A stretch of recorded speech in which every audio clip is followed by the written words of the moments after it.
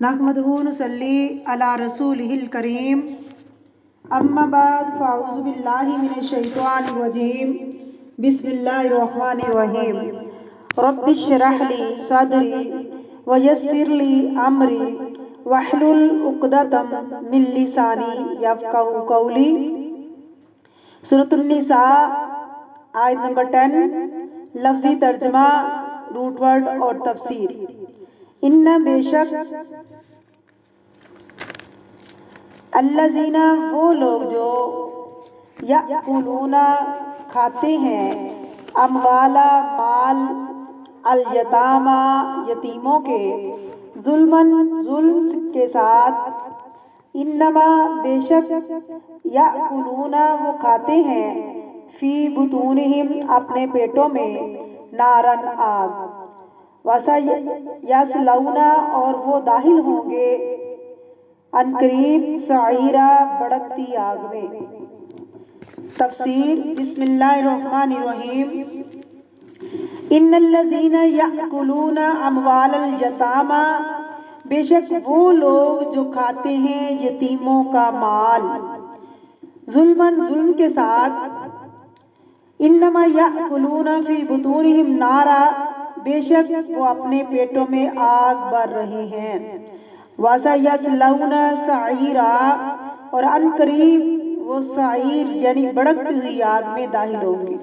مثلاً ایک شخص فوت ہو چکا ہے، اس کے چھوٹے چھوٹے بچے ہیں، ان کو نہیں پتا کہ ان کے باپ نے کیا چھوڑا ہے۔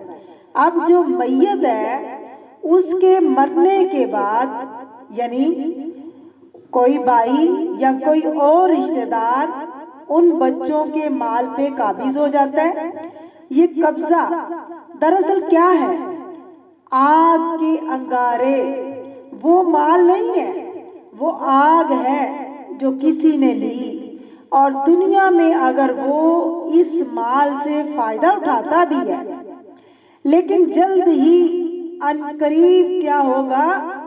سَيَصْلَوْنَ سَعِيرًا مرنے کے بعد ان کا ٹھکانہ بھڑکتی آگ ہے۔ دنیا کی زندگی عارضی زندگی ہے، ختم ہونے والی زندگی ہے، وہ ایسی آگ ہے جس میں سے کبھی نہ نکل سکیں گے۔ اس کے بارے میں ایک روایت بھی آتی ہے کہ جنگ احد کے بعد حضرت سعد بن ربیعہ کی بیوی، سعد بن ربیعہ کون تھے؟ آپ کو یاد ہوگا کہ وہ عبد الرحمن بن عوف جب ہجرت کر کے مدینہ گئے تھے تو وہ سعد بن ربیعہ کے انصاری بھائی بنے تھے، ان کے درمیان مواخات قائم ہوئی تھی۔ یہ مدینہ کے مالدار لوگوں میں سے تھے لیکن ان کے بیٹے نہیں تھے، تو ان کی بیوی اپنے 2 بچوں کو لے کر آپ صلی اللہ علیہ وسلم کی خدمت میں حاضر ہوئی اور عرض کیا کہ اللہ کے نبی صلی اللہ علیہ وسلم، یہ سعد کی بچیاں ہیں جو آپ کے ساتھ جنگ احد میں شریک ہوئے تھے، ان کے چچا نے پوری جائیداد پر قبضہ کر لیا اور ان کے لیے کچھ نہیں چھوڑا، اور مال کے بغیر ان بچیوں کا نکاح نہ ہو سکے گا۔ تو آپ صلی اللہ علیہ وسلم نے فرمایا کہ اللہ ان کے بارے میں خود ہی فیصلہ فرمائے گا، اور پھر یہ آیات جو ہے وہ نازل ہوئی وراثت کے بارے میں۔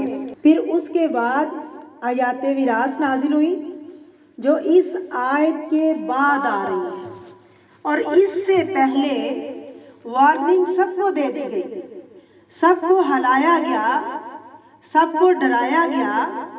آپ صلی اللہ علیہ وسلم نے سعد کے بھائی کو بلایا جس نے مال پر قبضہ کیا تھا، اور اس کو یہ آیت مبارکہ بھی بتائی، اس کو یہ آیت مبارکہ بھی سنائی، اس کا جو حصہ بنتا تھا اس کو دے دیا اور باقی اس کی بچیوں میں تقسیم کیا۔